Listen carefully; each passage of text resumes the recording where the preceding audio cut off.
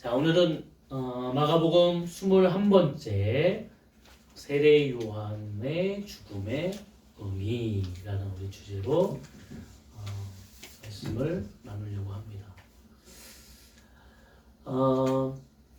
우리가 지난주까지 예수님께서 이 땅에 오셔서 예수님께서 공생애를 시작하시죠.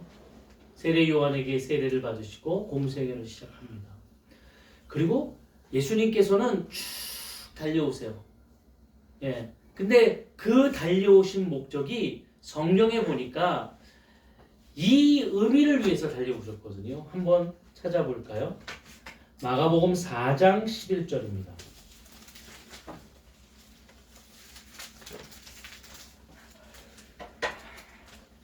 마가복음 4장 11절 우리 다 같이 읽어볼까요? 이르시되 하나님의 나라의 비밀을 너희에게 주었으나 외인에게는 모든 것을 비유로 하나니.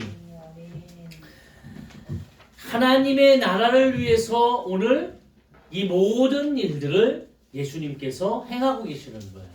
제자들을 뽑으시고 제자들을 훈련시켜 주시고 그 제자들을 오늘 이제 지난주에 파송하셨어요. 네. 그래서 그 제자들이 파송되어져서 각기 맡겨진 지역을 가면서 그 안에서 하나님의 나라가 확장되어지기 위해서 사용되어지는 겁니다. 오늘 우리도 하나님의 제자이고 우리도 하나님의 제자이면서 더 나아가서 우리가 하나님의 말씀을 가르치는 하나님의 성경에 나오는 선생으로서 우리는 사도는 아니지만 그 사명을 감당하는 일을 해야 될 줄로 믿습니다. 네, 그러니까 우리는 하나님의 말씀을 배웠고 그 말씀대로 순종해서 나갔습니다. 그리고 하나님의 역사가 우리의 삶 가운데 이루어졌습니다. 그리고 우리는 성장해서 우리도 예수님처럼 제자들을 세우고 그를 가리켜서 그들이 우리와 같이 하나님의 사명자로서 하나님의 나라를 위해 나아갈 수 있도록 하기 위해 하나님께서 오늘도 우리를 사용하실 줄로 믿습니다. 그런데 이렇게 쭉 나왔는데 갑자기 이 마가가요 보면 전혀 다른 주제로서의 이야기가 그 중간에 삽입되어져 있어요. 지난주에도 우리가 봤지만 이 14절부터 29절까지 말씀 중간에 뚝 떨어져서 30절부터는 또 제자들이 성교행 파송되어져서 갔다 온 후에 전도여행에 갔다 온 후에 보고를 하고 이렇게 이어져요. 근데 중간에 세례 요한의 죽음이라는 이 장면이 삽입되어져 있어요. 이 세례 요한의 죽음의 의미가 오늘 왜 이곳에 담겨져 있을까? 말하자면 좀 생뚱맞게 담겨져 있죠. 그러나 여기에 분명히 하나님께서 의미적으로 우리 가운데에 깨닫게 하시는 그 뜻이 분명히 있을 줄로 믿습니다. 우리 이것을 한번 오늘 말씀을 통해서 한번 보도록 하겠습니다. 오늘 여기에 등장하는 사람 중에 한 사람이 헤롯입니다. 이 헤롯은요, 예수님이 탄생했을 때 그 유아들을 죽였던 그 헤롯이 아닙니다. 네. 학자들이 보니까 이 그 헤롯의 아들이라기도 하고, 근데 아들이라고 보통 얘기해요. 그래서 이 헤롯은 헤롯 안티바스라고 이야기해요. 안티바스. 그런데 지금 이 헤롯이 가지고 있는 이 가정이 굉장히 복잡해요. 네. 원래 이 헤롯 안티바스는 결혼을 했습니다. 결혼을 했는데, 네, 사마리아 여자 말다스라는 여자와 결혼을 해요. 그런데 그 여자와 결혼을 한 후에 이혼하게 됩니다. 근데 이혼한 이유가 뭐냐면 너는 나와 살기에는 너무 못생겼어. 그래서 이혼을 해요. 그리고 딱 눈에 들어온 여자가 누구냐면 자기 동생의 부인인 헤로디아. 그러니까 말하자면 자기 동생 필립의 부인인 헤로디아는 너무 이쁘게 생긴 거예요. 그래서 이 헤롯이 자기 동생의 부인하고 다시 결혼을 합니다. 쉽게 얘기하면 동생의 부인을 뺏은 거예요. 이게 오늘 말씀에 나오는 이야기예요. 7절 말씀을 보니까 17절 전에 헤롯이 자기가 동생 빌립의 아내 헤로디아에게 장가든 거로 이 여자를 위하여 사람을 보내어 요원에 잡아 옥에 가두게 했다 이랬어요. 그러니까 동생의 그 와이프를 취해서 자기 부인을 만들었어요. 그런데 이 헤로디아는 원래 사촌 조카였어요. 원래도 사촌 조카였어요. 그러니까 근친상간이에요. 그러니까 가족끼리 그냥 그때 결혼을 하고, 예, 그때 로마 시대 때 보면은요, 이 로마가 가지고 있던 참 로마서에도 우리가 봤잖아요. 나오는데요. 근친상간이 너무 많고, 예, 그리고 아주 성적으로 번잡하고, 예, 타락한 그 시대가 로마 시대예요. 근데 이 헤롯도 자기 사촌 조카인데 그 조카가 원래는 자기 동생하고 결혼을 했는데 그 동생 여자를 뺏어서 자기가 결혼을 다시 해서 이제 그 제수가 자기 부인이 돼요. 그냥 이렇게 들어도 참 이 집안이 참, 예.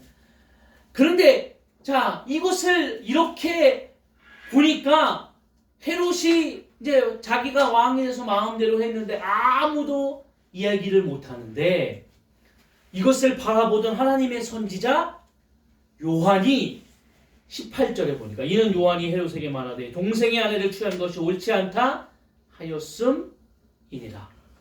요한만 얘기를 하는 거예요. 당신 동생의 아내를 취하는 것은 죄다. 옳지 않은 일이다. 잘못한 거다. 예. 그런데 여러분 보세요. 헤롯이 자기 동생의 아내를 취할 때 억지로 취했을까요? 아니에요. 취했는데 그 헤로디아도 다 정치적인 야망이 있었던 거예요. 네, 저기 빌립을 버리고 헤롯의 아내가 되겠다. 정치적인 야망이 있었던 거예요, 서로. 그러니까 이 이야기를 듣고 19절 헤로디아가 요한을 원수로 여겨 죽이고자 하였을 때 하지 못한지라. 헤로디아는 어때요? 네, 저 요한을 내가 죽이겠다. 우리 보고 뭐 죄인이라고? 내가 생각했던 이 모든 야망을 다 깬다고? 아주 눈에 가시처럼 여기지. 아무도 얘기 못하는데 말이죠. 예. 요한이 와가지고 세례 요한이 와서 당신 죄인이다. 이렇게 얘기했어요. 그런데 이 헤로디아가 요한을 죽일 수 없는 이유는 오늘 20절 말씀을 한번 다 같이 읽어볼까요? 헤롯이 요한을 의롭고 거룩한 사람으로 알고 두려워하여 보호하며 또 그의 말을 들을 때 크게 범죄를 하면서도 달갑게 들음이노라. 헤롯이라는 사람이 또 요한을 굉장히 귀하게 여겼어요. 이 사람 되게 거룩한 사람이야. 요한은 그 당시 대제사장의 아들이었거든요. 예. 헤로디아가 봤을 때는 아니 어디서 이상한 동물 옷을 입고 그것도 패션이라고 하면서 막 그냥 사람들에게 외치고 그 요한이에요.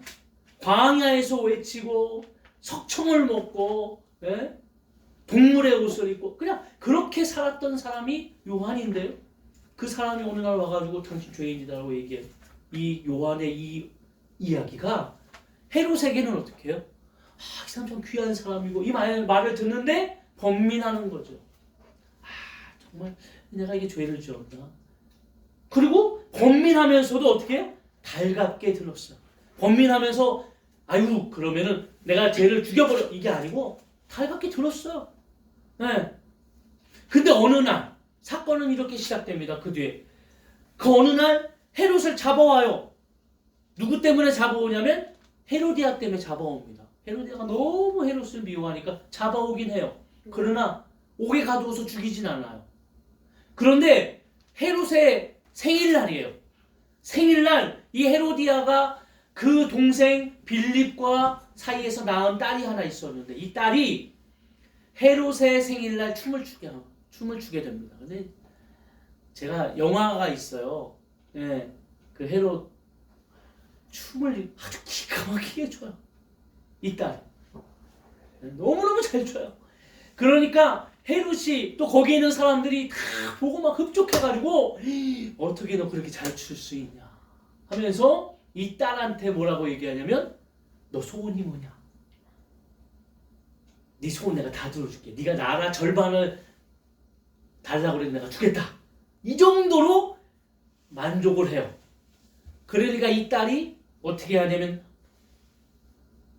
엄마한테 가가지고 소원을 뭘 빌까요? 이렇게 물어봐요. 그랬더니 이 헤로디아가 요한의 머리를 쟁반에 담아서 달라고 그래. 이렇게 하니까 헤롯은 원래 어떤 사람이냐면 요한을 귀하게 여긴 사람, 이 사람 거룩한 사람이야. 에? 이렇게 생각했던 헤롯이 딸이 요한의 머리를 쟁반에 담아달라고 머리를 잘라서 그랬더니 사람들이 자기가 보는 앞에서 다 얘기했잖아요.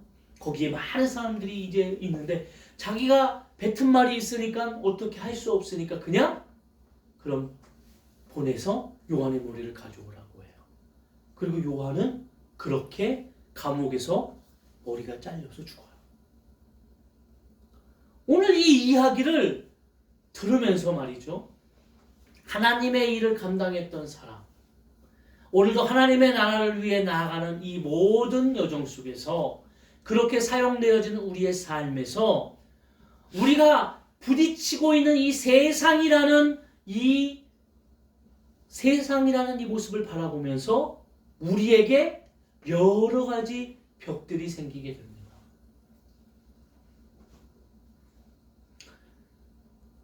이 문제에 대해서 오늘 우리에게 하나님께서는 이 마가를 통해서 깨닫게 하기 위하시는 거예요. 왜 이 문제가 봉착하게 될까?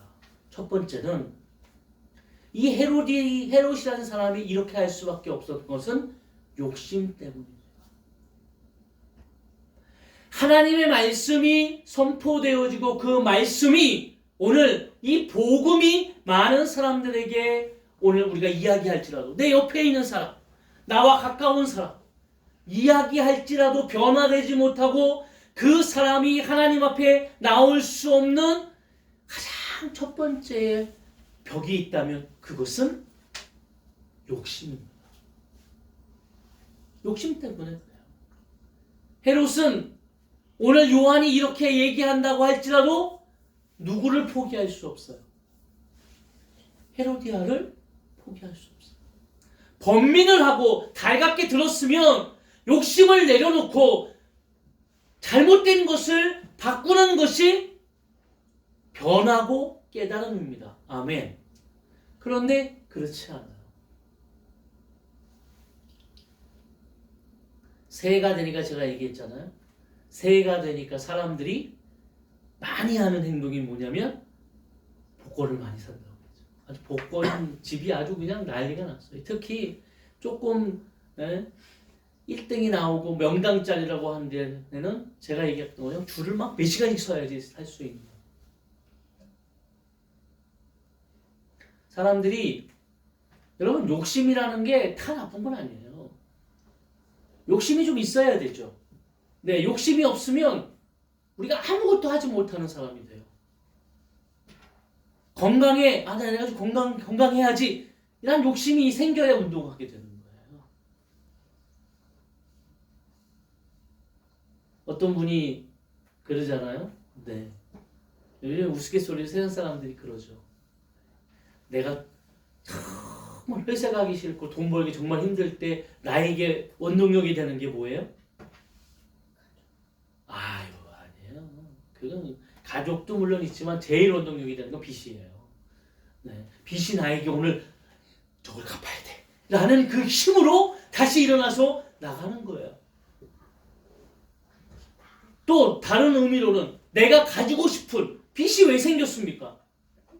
얼마 전에 제가 그 뉴스를 보는데 요즘 많이 생겨나는 그런 모습이 있다는 거예요. 그게 뭐냐면 카푸어가 생겨요. 카푸어. 예, 하우스 푸어에 이어서 카푸어가 생기는데 그게 젊은 사람에게 하는 거예요. 뭐냐면 영혼까지, 영끌이라고 하는데 아시나요? 이 단어를? 자기가 가지고 있는 모든 재산, 영혼까지 신용 받을 수 있는, 빚 받을 수 있는 모든 것을 끌어모았다고 해서 영끌이 영혼까지 끌어모았다. 끌어모아서 차를 삽니다. 싼 차가 아니에요. 1억이 넘는 차들을 사요. 20대, 30대가 요즘 그래요. 그렇게 사고 나서 그 차를 몰아요. 근데 여러분 아시나요? 차가 비싸면 수리비도 비싸요. 수입차는 훨씬 비쌉니다. 네. 고장이 나거나 사고가 나면 정부서에 맡기잖아요. 못 찾아가요. 왜 못 찾아가는지 아세요? 돈이 없어서. 그걸 찾아갈 돈이 없어요. 차는 사가지고 폼은 내고 이렇게 욕심은 내서 차를 모는데 중요한 것은 그 돈은 어떻게든 해서 했는데 그 차에게 문제가 생겨서 차를 고쳐야 되고 하니까 돈이 없어요. 욕심 때문에 말이죠. 욕심 때문에.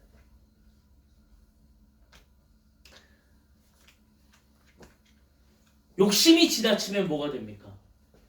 욕심이 지나치면 잉태하면 죄가 되고요. 죄가 또 장성하면 사망에 이르게 되는 거예요. 어거스틴이 한 말이 이런 말이 있습니다. 어거스틴이 이런 말을 했어요. 나는 내 머리 위에 새들이 날아다니는 것을 방해할 수가 없다. 그러나 그 새가 내 머리 위에 둥무리를 틀지 못하도록 할 책임은 나에게 있다. 욕심이 나에게 생기는 것은 어떻게 막을 수가 없어요. 우리가 가다 보면 눈에 보이고 내가 삶을 살다 보면 욕심이 생깁니다. 욕심이 생길 수 있죠. 그런데 중요한 것은 그 욕심이 내 마음에 두머리를 터서 자리를 잡아서 그것을 통해서 죄가 장성해서 사망에 이르기까지 가는 이것은 내 책임이다 라는 말이에요. 여러분 제가 요즘 보면서 참 마음이 아파요. 아파트를 졌는데 공기를 단축하기 위해서 충분히 이 시멘트가 굳은 다음에 또 공사를 해야 되는데 이것을 2주를 굳혀야 되는데 겨울에는 이걸 5일만 굳히고 또 위를 올리고 이렇게 하다 보니까 아파트는 높이 져놨는데 38층부터 29층인가요? 아파트가 쫙 외벽이 무너져 버렸어. 그래서 사람 6명이 지금 깔렸는데 또 지금 얘기로는 사실은 지금 몇 명이 더 있는지 정확하지 않다. 실종자. 뭐 한 사람 찾았다고 얘기도 나오고 하는데 뭐 때문에 그렇습니까? 욕심 때문에 그런 거예요. 인간의 욕심 때문에 그런 거예요. 우리는 이것이 위험한 줄 알면서 이것이 잘못될 건 줄 알면서 욕심이라는 것은 이것을 끊지 못하는 거죠. 내가 이것을 잘못한 거라고 생각하고 이것이 잘못되었다고 생각하면 이것을 끊어야 됩니다. 세상 사람들이 그런 거예요. 하나님의 말씀을 통해서 하나님의 뜻을 통해서 깨닫고 그 말씀이 들려질 때 세상 사람들뿐만 아니라 교회에 나와 있는 성도들조차도 투영되어져서 아 이것이 잘못되었구나. 이것을 내가 버려야 되겠구나. 이것은 내가 내 안에서 둥무리를 틀지 못하도록 내가 그것을 책임을 져야 되겠구나. 이렇게 할 수 없도록 내가 책임을 져야 되겠구나. 이런 마음이 아니라 그냥 세상에 가지고 있는 욕심처럼 내버려두고 그렇게 잘못된 것인 줄 알면서도 한 걸음 한 걸음 나아가게 되는 겁니다. 그러니까 깨달음도 없고 변화도 없는 거예요.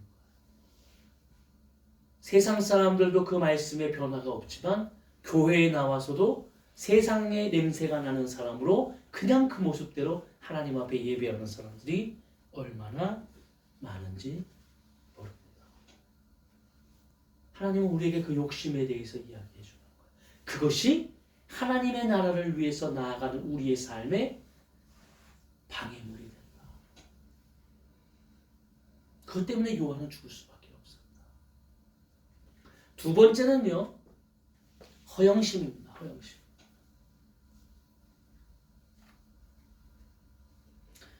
이 허영심이라는 것은 자기 과실을 위해서, 지금 자기가 할 수 없음에도 과실을 위해서 하고 있는 것을, 분수에 넘치는 이런 모습들을 허영심이라고 해요. 이것을 영어 성경에서는 뭐라고 허영심을 이야기하냐면 베인 글로리라고 그러는데, 이것은 글로리는 너무나 잘 아는 것이 영광이고 베인은 비어있다라는 것입니다. 속이 비었다. 다시 말하면 영광이 없는 거예요. 허영심은. 그 안에 영광이 없는 거예요.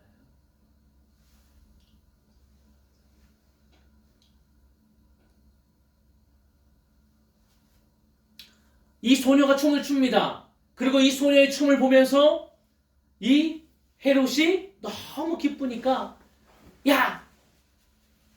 소원을 얘기해! 그러면서 제시하는 것이 뭐예요? 내가 이 나라의 반이라도 주겠다. 그랬어요. 그런데 여러분, 이때 헤롯은 어떤 왕이었냐면, 예수님께서 태어나실 때 헤롯은 이스라엘을 다 다스리는 왕이었어요. 그런데요, 로마가 이 이스라엘을 점령한 후에 이 이스라엘을 네 구역으로 나눕니다. 네. 그리고 그 네 구역에 왕을 한 명씩 세우는데 이것을 분봉왕이라고 해요. 네. 그러니까 지역을 다스리는 왕이에요. 모든 지역이 아니라 네등분한 이스라엘의 4분의 1을 다스리는, 헤롯은 갈릴리와 베레아 지역 한 부분을 다스리는 왕이었어요. 분봉왕에 불과했어요. 그런데 뭐라고 지금 이야기하는 거죠? 내가 이 나라에 반이라도 주죠. 저 나라를 다 가져야 반을 주죠. 네? 자기 나라는 지금 다 잘려서 4분의 1밖에 없는데 어떻게 반을 줍니까? 이게 인간이 가지고 있는 허영심이라는 거예요. 자기 과시. 여러분, 복받기 원하시나요? 우리의 기도나 우리의 모습이 한번 잘 생각해 보세요. 어떻게 우리가 하나님 앞에 기도하는지. 하나님, 복을 받아야 되겠습니다. 하나님 보세요. 내가 10년을 교회 다녔는데, 20년을 교회 다녔는데, 나는 권사고, 나는 장로고, 나는 목사인데,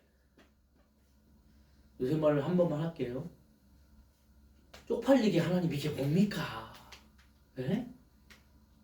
하나님, 내가 복을 받고 내가 사람들에게 뭘 보여줘야 내가 장로로서 권사로서 하나님 그렇게 주셔야 되지 않겠습니까? 이렇게 구하고 있지는 않으십니다. 뭔가 자신의 과시와 허영심을 위해서. 세상 사람들이 가지고 있는 허영심의 모습들이 우리에게 그대로 투영되어 있는 모습이에요.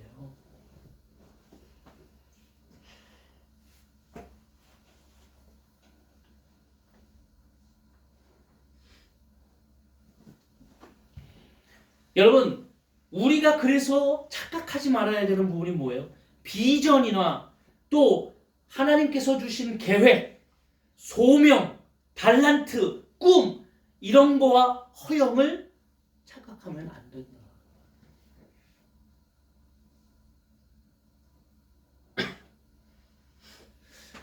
저는 제가 이제 교회에 이렇게 나가야 돼서 이렇게 이제 교회 하나님 어디로 보내실까 해서 제가 이렇게 보는데요.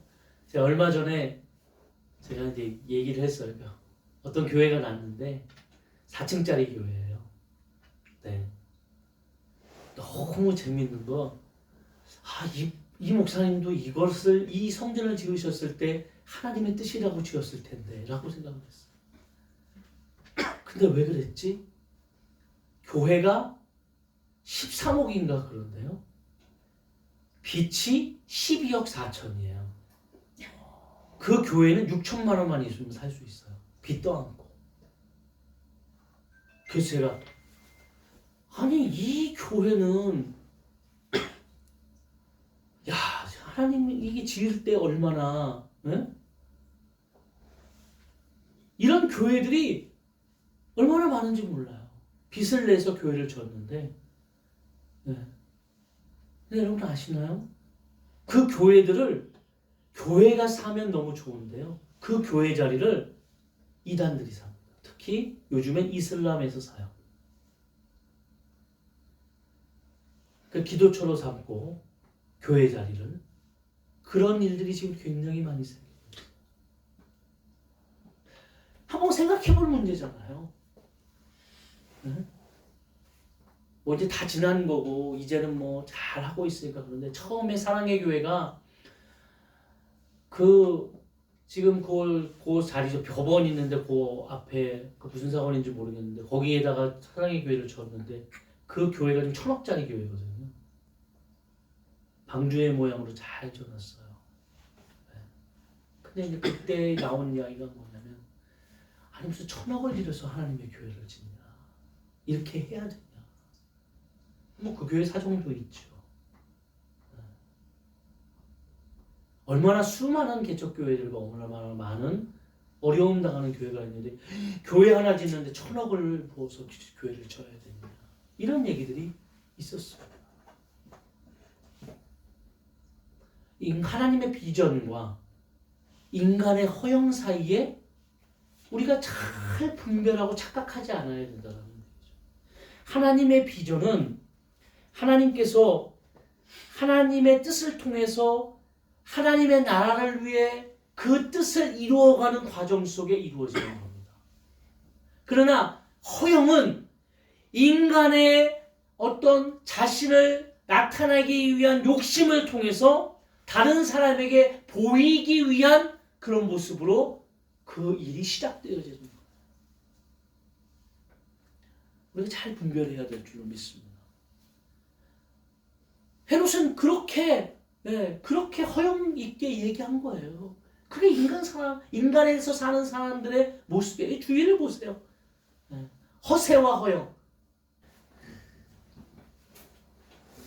시편 131편의 시편 기자는 이렇게 얘기했어요. 여호와여 내 마음이 교만치 아니하며 내 눈이 높지 아니하오며 내 큰 일과 미치지 못할 기이한 일을 힘쓰지 아니하나이다. 로마서 12장 3절에 마땅히 생각할 그 이삭의 생각을 품지 말라. 우리가 비전을 바라보면서도 항상 우리가 깨달아야 되는 것은 겸손입니다. 아멘. 겸손을 통하여 나아가시기를 원합니다. 그 허영 때문에 요한이 죽음을 맞이하게 됩니다. 세 번째는 사람만 의식하는 모습입니다. 여러분 사람이 살아가는데 사람들을 의식하지 않는 수는 없어요. 우리가 살아가면서 사람들을 의식하죠. 그러니까 머리도 빗고 화장도 하고 그러는 거 아닌가요? 물론 자기가 보기에도 좋아하지만 다른 사람이 날 어떻게 쳐다볼까 이런 생각을 많이 하잖아요. 그래서 머리도 예쁘게 빗고 화장도 예쁘게 하고 좋은 예쁜 옷도 입고 이렇게 나가는 거죠. 그렇게 안 하면 결혼식장 갈 때도 그냥 똑같이 평상복 입고 갈 텐데 결혼식장이나 어디 좋은 자리 가면 예쁜 옷 입잖아요. 주일날 그냥 그냥 슬리퍼 신고 추리닝 입고 올 텐데 주일날은 하나님 보이기 위해서 더 예쁜 옷을 입고 오는 거 맞으시죠? 네, 그렇잖아요. 그러니까 그렇게 우리가 의식을 합니다. 그런데 중요한 것은 하나님을 의식하지 않고 사람만 의식한다는 거. 이게 중요합니다. 세상 사람들은 사람만 의식합니다. 이 말에는 아까 처음에 전제로 얘기한 하나님은 의식하지 않는다. 사람만 기쁘면 된다. 이것이 깔려져 있는 거예요. 26절 왕이 심히 근심하나 자기 위가 맹생한 것을 것과 그 앉은 자들 인하여 그를 거절할 수 없다. 헤롯이라는 사람이 사람을 의식하는 거예요. 사람만. 하나님이 지금 의식되었다면 세례 요한을 어떻게 해야 됩니까? 그가 번민하고 그것을 달갑게 받아들였다면 어떻게 해야 됩니까? 세례 요한을 죽이는 이 짓을 잘못된 선택을 하지 않아야죠. 세상 사람들에게 하나님의 말씀이 선포되어지고 그 말씀을 통해 그것이 깨달아진다면 오늘 내가 잘못된 삶을 살아왔던 것을 하지 말아야 됩니다. 그러나 많은 사람들이 어떻게 합니까? 사람만 의식하고 하나님을 의식하지 않기 때문에 사람들께 좋은 것을 그냥 해요.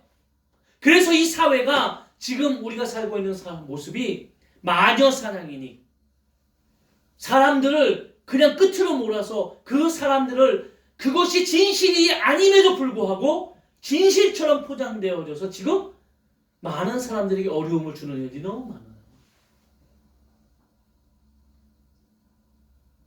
그렇게 살아가고 있어요. 사람만 의식하기 때문에 자기만 잘 살고 자기만 누리고 자기가 다른 사람한테 정말 멋지게 보이는 이 모습을 그냥 좋은 거라고 생각을 합니다. 그리고 그것을 아니 다른 사람만 속이면 되잖아. 사람만 속이면 되잖아.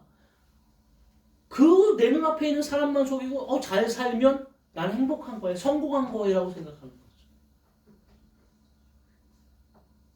여러분 그렇게 우리가 살아가고 있는 세상의 모습이 그렇게 그려졌어요. 우리가 영국 하면은 뭐라고 떠올리죠? 신사의 나라 이렇게 하잖아요. 지난주에 세계는 뭐 벗긴단가 뭐 발가벗은 세계사인가 거기에 보니까 영국에 대해서 아편 전쟁에 대해서 여기 나오는데 영국이 정말 그런 치졸한 짓을 함을 통해서 이 청나라 그 당시 청나라 중국에 그것을 개발하는데요. 제가 보면서 일본이 우리나라와 한 짓하고 영국이 중국하게 한 짓이 별로 다르지 않아요. 우리가 영국하면 신사의 나라고 지금도 그런데 그 역사를 보니까요. 아니 이런 치졸한 짓을 했어. 아니 안 되니까 사람들에게 하지 말아야 돼. 자기 나라에서도 금지되고 자기 나라에서 아주 소량만 사용할 수 있는 아편을 대량으로 막 밀수입해 시켜가지고 온 나라 사람들이 아편으로 중독되게 만들어 놓고 그것을 가지고 이것이 무역이고 이것이 정당한 거래인 것처럼 해가지고 그래서 돈을 벌어가지고 그걸 또 청나라에서 안 된다고 하고 우리는 이걸 안 받겠다고 했더니 전쟁을 일으켜가지고 무력으로 눌러 세워가지고 홍콩도 무력으로 뺐고 더 나아가서 말이죠. 난징 조약 더 이상으로 텐징 조약, 베이징 조약까지 저희 보면서 무슨 저런 나라가 다 있어. 그걸 듣는 그런데 영국 사람들은 그 영국 그 사람이 나와 있잖아요. 영국은 그 교육을 안 한대요. 또 역사 교육에 이거는 써 있지 않다라는 거예요. 그 옆에 중국 사람이 이렇게 보면서 쳐다보는 게 나는 그걸 느껴져요. 중국의 여자가 딱 쳐다보는데 이런 나라가 다 있어. 이런 모습이에요. 우리도 일본 사람 보면서 똑같은 그런 모습이에요. 사람만 여러분 생각해 보세요. 그게 우리가 바라보고 있는 영국이라는 나라의 그 모습이 와장창 깨지는 거죠. 아니 이렇게 시작되었어요. 우리가 바라보는 이 나라의 기업들 이 부조리함으로 이 나라에 다 세워졌고 그렇게 컸어요. 지금 바라보는 사람만 속이면 나는 행복하고 나는 기쁠 것이다. 이런 모습으로 세워졌어요.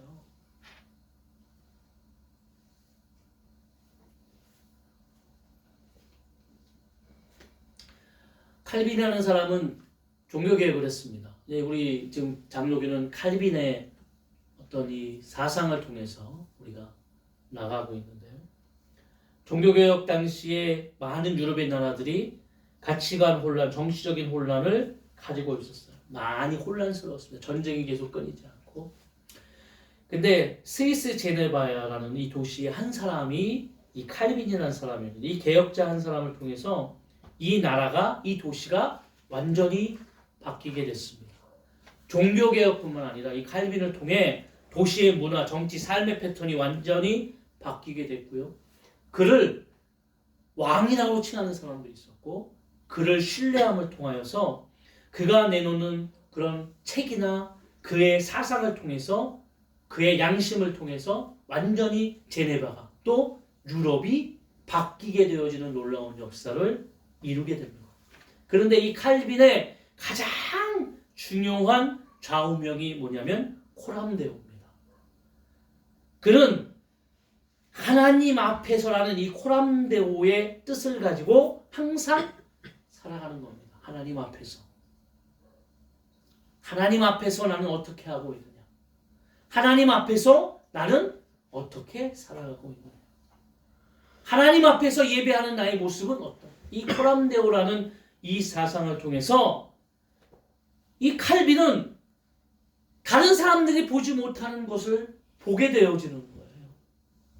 세상 사람들은 사람만 보고 살기 때문에 그냥 자기 멋대로 자기가 원하는 대로 사람만 좀 속이고 살면 되지, 거짓말 조금 하면 되지, 내가 지금 앞에 있는 사람만 속이고 살면 되지 라는 모습으로 살았다면 칼빈은 코람데오라는 하나님 앞에서라는 삶 때문에 어디서든 하나님 앞에서 하나님이 어디 계시기 때문에 그 하나님 앞에서 내 삶이 어떻게 바뀌어야 된다는 이 삶 때문에 그 삶의 모습이 다른 사람들에게 큰 영향을 주게 되어지는 겁니다.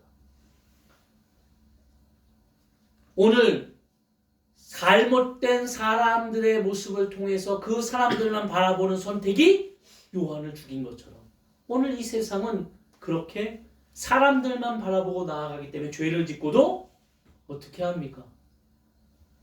떳떳한 거예요.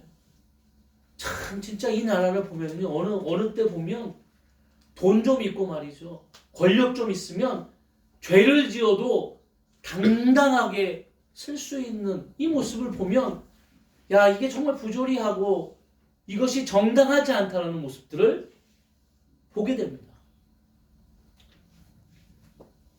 우리가 분명히 깨달아야 돼요. 하나님 앞에서 우리는 어떻게 하고 있을까? 가장 중요한 것은 무엇입니까? 이 모든 것을 우리가 깨달았을 때 욕심 때문에, 허영 때문에, 사람만 바라보는 우리의 잘못된 모습 때문에 우리는 우리의 삶에 주어지고 있는 이 모습들이 아, 내가 잘못되었구나 한다면 회개를 해야 되잖아요. 복음은 오늘 하나님의 나라의 확장을 통하여 우리에게 하나님이 원하시는 것은 저 죄 지은 많은 자들에게 저 삶이 잘못되었고 저 삶이 잘못되었기 때문에 이제는 변화되어져서 복음의 본질처럼 회개하고 주님께 돌아와야 된다는 메시지를 강조하는 겁니다. 오늘 시작할 때 이렇게 마가가 썼습니다. 이에 예수의 이름이 드러난지라 헤롯 왕이 듣고 이르되 이는 세례 요한이 죽은 자 가운데서 살아났도다. 그러므로 이런 능력이 그 속에서 일어나느니라 하고 그 어떤 이는 그가 엘리야라 하고 또 어떤 이는 그가 선지자니 옛 선지자 중 하나와 같다 하되 헤롯은 듣고 이르되 내가 목뱀 요한 그가 살아났다 하였느니라.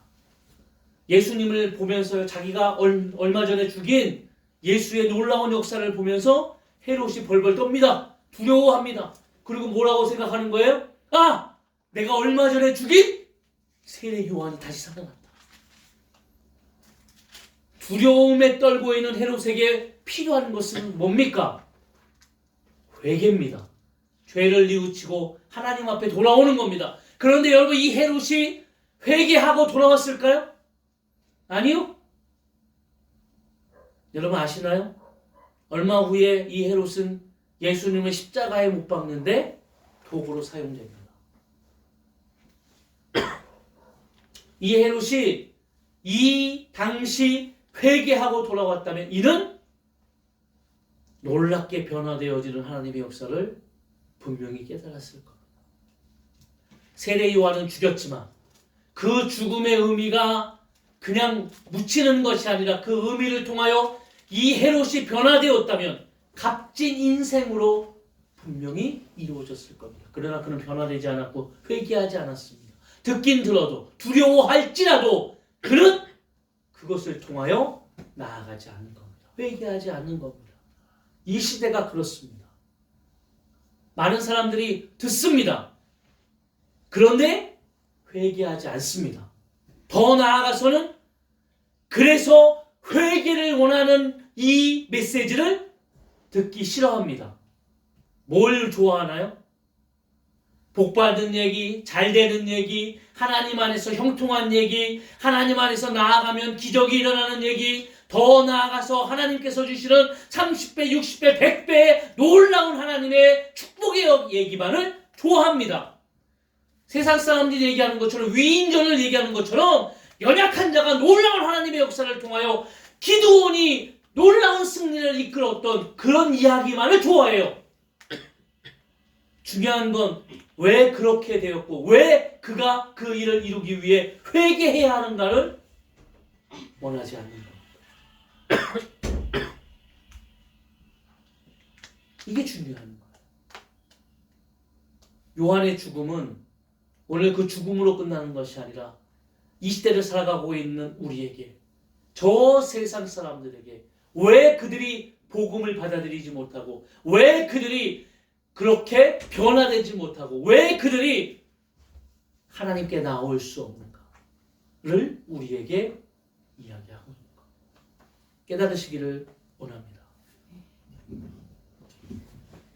다시 한번 주님 앞에 나아가시고요, 잊지 마십시오. 코람데오, 하나님 앞에서의 삶, 이 삶을 통하여 하나님의 나라는 오늘 우리를 통하여 확장될 것이고, 우리의 삶을 통하여 하나님의 놀라운 거룩한 영광이 드러날 줄로 믿습니다. 한 주간도 십자가를 통하여 예수 그리스도의 은혜를 통해 승리하시기를 주의 이름으로 축원합니다. 자, 우리 결단하면서 하나님 앞에 고백하겠습니다. 주님 말씀하시면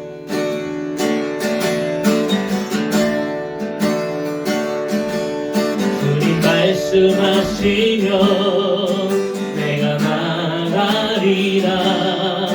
주님 뜻이 아니면 내가 멈춰서리라.